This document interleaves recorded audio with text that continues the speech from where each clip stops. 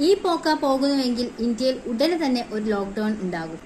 പാചകവാതക വിതരണം നിന്നതോടുകൂടി കൊച്ചിയിൽ ഹോസ്റ്റൽസ്, കേരളത്തിലെ ഒട്ടനവധി ഹോട്ടൽസ് ഇതെല്ലാം നിർത്തിവെച്ചു. മുംബൈ, ബാംഗ്ലൂർ, ചെന്നൈ എന്നീ സ്ഥലങ്ങളിൽ ഓൾറെഡി 60% ഹോട്ടൽസ് അടച്ചു കഴിഞ്ഞു. മാർച്ച് 10 മുതൽ വിയറ്റ്നാമിൽ വർക്ക് ഫ്രം ഹോമാണ്. ബംഗ്ലാദേശിലാണെങ്കിൽ പൂർണ്ണമായും പെട്രോൾ ഇല്ലാത്ത ഒരവസ്ഥയിലൂടെയാണ് കടന്നു പോകുന്നത്. ബിസിനസ്സുകാർ മുതൽ സാധാരണ ആൾക്കാർ പോലും ഇറാൻ, ഇസ്രായേൽ, അമേരിക്കയിലെ യുദ്ധം കാരണം വലിയൊരു പ്രതിസന്ധിയിലേക്കാണ് പോയിക്കൊണ്ടിരിക്കുന്നത്.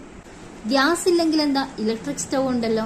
ഇനി ഇലക്ട്രിക് സ്റ്റൗ ഇല്ലെങ്കിൽ എന്താ, വിറകടുപ്പുണ്ടല്ലോ എന്നുള്ള ആശ്വാസത്തിൽ ഇനി നമുക്ക് ഇരിക്കാൻ പറ്റില്ല. കാരണം പെട്രോളും ഡീസലും ഇല്ലെങ്കിൽ ട്രാൻസ്പോർട്ടേഷന് വലിയൊരു പ്രതിസന്ധി തന്നെ ഉണ്ടാവും. അങ്ങനെയാണെങ്കിൽ കർഷകരിൽ നിന്ന് സാധനങ്ങൾ കടയിലേക്ക് എത്തുന്നത് വളരെ കുറയും.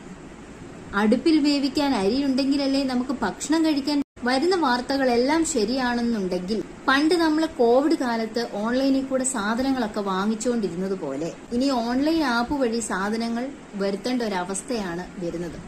വ്യാവസായികമായി പാചക വിതരണം കുറച്ചുകൊണ്ട് സാധാരണ നമ്മുടെ വീടുകളിലേക്ക് പാചകവാതകം എത്തിക്കുക എന്നുള്ളതാണ് ഇപ്പോഴത്തെ ഗവൺമെന്റിന്റെ തീരുമാനം. ഈ ഒരു ക്രൈസിസ് കാരണം പല സാധനങ്ങളുടെയും വില നല്ല രീതിയിൽ കൂടിക്കൊണ്ടിരിക്കുകയാണ്. എല്ലാ കപ്പലുകളുടെയും യാത്ര നിരോധിച്ചുകൊണ്ട് പാചകവാതകത്തിന്റെയും ക്രൂഡ് ഓയിലിന്റെയും ഇന്ത്യയിലോട്ടുള്ള വരവ് നിന്നിരിക്കുകയാണ്. ഇന്ത്യയിലേക്ക് വരാനായിട്ടുള്ള കപ്പലുകളുടെ അനുമതി കിട്ടിയിട്ടുണ്ടെങ്കിലും ഇറാൻ തരാമെന്ന് പറഞ്ഞെങ്കിലും ഇന്ത്യയിലേക്ക് ചരക്കുമായി വന്ന ജാപ്പനീസ് കപ്പൽ ഹോർമസ് കടലിടുക്കുകളിൽ ആക്രമിക്കപ്പെടുകയുണ്ടായി. ഒരു സമാധാന ചർച്ചയിലൂടെ ഈ പ്രശ്നം പരിഹരിച്ചില്ലെങ്കിൽ രണ്ടാമതൊരു ലോക്ക്ഡൌണിലേക്കാണ് ഇന്ത്യ പോയിക്കൊണ്ടിരിക്കുന്നത്.